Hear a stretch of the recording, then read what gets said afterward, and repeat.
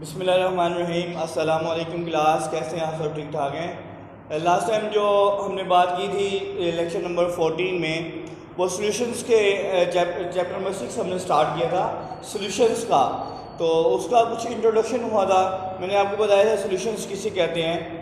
आम जो घरों में हम मुख्तलिफ सॉल्यूशंस तैयार करते हैं, उनमें आपके पास टी मतलब चाय आपके पास है, लस्सी है या मीठा शरबत है, ये सारे सॉल्यूशंस हैं। ठीक है, अब ये सॉल्यूशंस किन कंपोनेंट से मिलकर बनते हैं, आज उनको हमने डिस्कस करना है। सॉल्यूशन में बेसिकली दो चीज़ें होती हैं, one is solute, next is solvent. एक सॉल्यूट और दूसरा सॉल्वेंट। तो आज हमने सॉल्यूट और सॉल्वेंट को ही डिस्कस करना है। तो सॉल्यूट में पहले आपको बता दूं क्या होता है। जैसे कि अगर आपके पास मीठा पानी है, लेट्स सपोज, या नमकीन पानी है, तो पानी में जो आपके पास चीनी या नमक, ये जो इसकी कुछ क्वांटिटी थोड़ी बहुत मौजूद होगी, उसको हम सॉल्यूट बोलेंगे। ठीक है, सॉल्यूशन का वो कंपोनेंट जो कम मिकदार में मौजूद है, उसको आप सॉल्यूट बोलते हैं। ठीक है, और जो ज़्यादा मिकदार में डेफिनेटली वो वाटर होगा। सॉल्यूशन जब हम मीठा तैयार करेंगे या नमकीन सॉल्यूशन पानी में डिज़ोल्व करके, साल्ट को या शुगर को, तो आपके पास जो वाटर है वो सॉल्वेंट होगा और उनमें जो शुगर है, चीनी है, वो सॉल्यूट के तौर पर एक्ट करेगी। ठीक है, तो हम इसको आप डिस्कस कर लेते हैं। आप बुक पेज नंबर 97 ओपन कर लें। Solute, the component of the solution which is present in smaller quantity.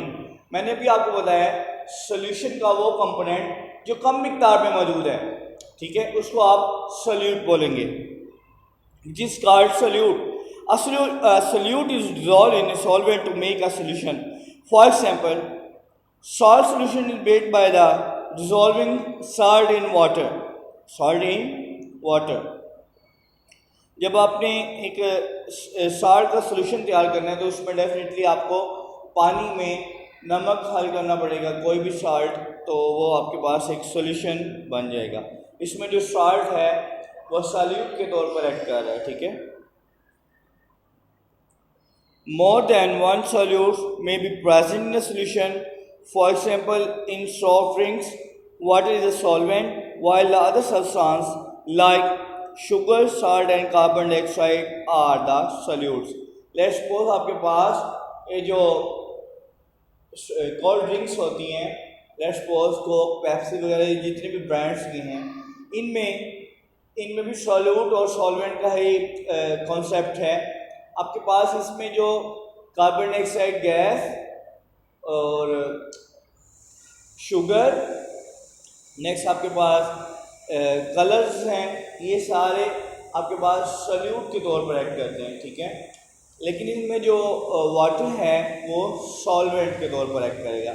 ठीक हो गया, तो ये इनकी एग्जांपल्स हैं, ये भी आपने देख लेनी है। नेक्स्ट हमारे पास है सॉल्वेंट। मैंने आपको पहले भी बता दिए सॉल्वेंट किसे बोलते हैं। सॉल्वेंट सॉल्यूशन का वो कंपोनेंट जो ज़्यादा मिकदार में है, सॉल्यूशन का वो कंपोनेंट जो ज़्यादा मिकदार में मौजूद है, उसको आप सॉल्वेंट बोलेंगे। जैसा कि अगर आपने सॉल्ट सॉल्यूशन तैयार किया है, तो उसमें जो वाटर है आपके पास वो सॉल्वेंट होगा। ठीक है, वाटर मतलब उसकी जो क्वांटिटी है वो ज़्यादा है। किससे ज़्यादा है? सॉल्यूट से। सॉल्यूशन के दोनों कंपोनेंट्स हैं ये, सॉल्यूट और सॉल्वेंट। सॉल्यूट और सॉल्वेंट मिलकर आपके पास सॉल्यूशन बनाते हैं। मैं आपको बता देता हूँ, सॉल्यूट प्लस सॉल्वेंट, तो आपके पास क्या बनेगा? सॉल्यूशन तैयार होगा।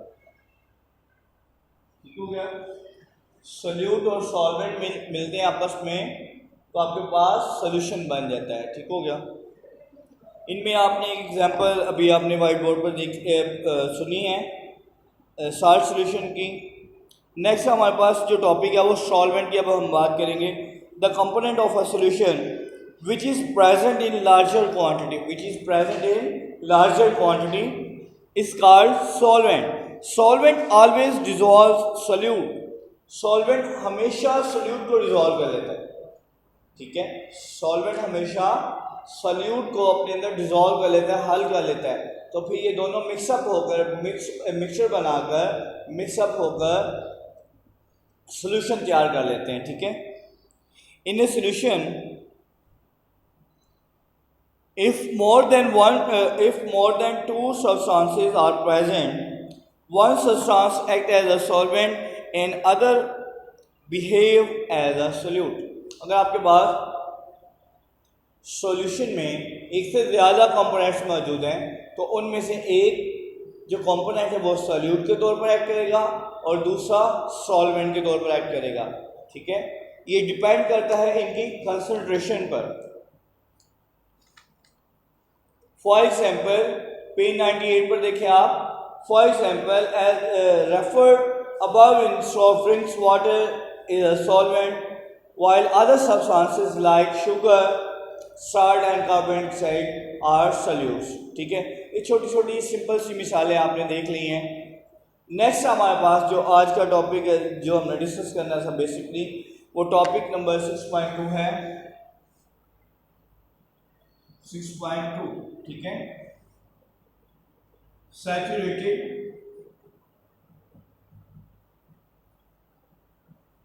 सॉल्यूशन।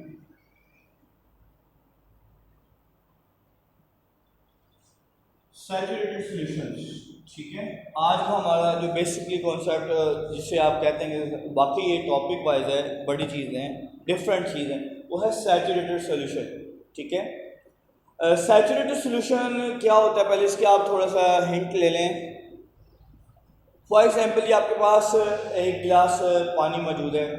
ठीक है, उसमें आप मैक्सिमम कितनी शुगर डिसॉल्व कर सकते हैं। ठीक है, एक लिमिट आएगी कि मज़ीद उसमें चीनी आप हल नहीं कर सकते। ठीक है, एक पॉइंट आएगा किसी ख़ास टेम्परेचर पर, तो उस वक्त उसमें जब आप मज़ीद चीनी ऐड नहीं कर सकते तो वो उसका क्या सोल्यूशन कौन सा बन जाएगा, वो सैचुरेटेड सोल्यूशन हो जाएगा जिसमें आप मज़ीद चीनी ऐड ही नहीं कर सकते। ठीक हो गया, तो उस सोल्यूशन को आपने क्या बोलना है, सैचुरेटेड सोल्यूशन। जब तक आप उसको शुगर ऐड करते रहें, अगर शुगर ऐड हो जाए, डिज़ोल्व होती है, तो अभी आपके पास सोल्यूशन सैचुरेटेड नहीं होगा। जब आपके पास उस सोल्यूशन में मज़ीद सॉल्यूट डिज़ोल्व ना हो तो उसको आप सैचुरेटेड सोल्यूशन बोलेंगे। ठीक है, तो अब इसकी रीडिंग कर लेते हैं। When a small amount of solute is added in a solvent, जब आप कुछ मिकदार सॉल्यूट की ऐड करते हैं सोल्यूशन में, सॉल्वेंट में, solute dissolve very easily in a solvent, तो आपके पास जो सॉल्यूट है वो सॉल्वेंट में इजीली डिज़ोल्व हो जाता है। If the addition of solute is kept on at a stage its reach when the solvent can not dissolve any more solute. अगर आप उसमें मज़ीद सॉल्यूट ऐड करते रहें सॉल्वेंट में, कुछ खास लिमिट, कुछ खास पॉइंट आएगा, टेम्परेचर आएगा जब उसमें मज़ीद आप सॉल्यूट ऐड नहीं कर सकते। ठीक हो गया, तो उसको आपने बोलना है सैचुरेटेड सॉल्यूशन। उसको क्या बोलेंगे आप, सैचुरेटेड सॉल्यूशन, जिसमें मज़ीद आप कोई सॉल्यूट ऐड नहीं कर सकते। ठीक हो गया, तो ये इक्वेशन जो आपके सामने बनी हुई है सॉल्यूट प्लस सॉल्वेंट, तो आपके पास जो प्रोडक्ट बनेगा वो सॉल्यूशन बन जाएगा। ठीक हो गया, अब सॉल्यूशन, अब इसकी डेफिनेशन आपने करनी है। सैचुरेटेड सॉल्यूशन की डेफिनेशन है a solution containing maximum amount, condition satisfy हो रही है, a solution containing maximum amount of solute at a given temperature, किसी खास टेम्परेचर पर जब आपके पास सॉल्यूट की मैक्सिमम कंसंट्रेशन मौजूद होगी इसमें सॉल्वेंट में, तो ये आपके पास जो सॉल्यूशन होगा ये सैचुरेटेड सॉल्यूशन होगा, इसमें मज़ीद आप सॉल्यूट डिज़ोल्व नहीं कर सकते।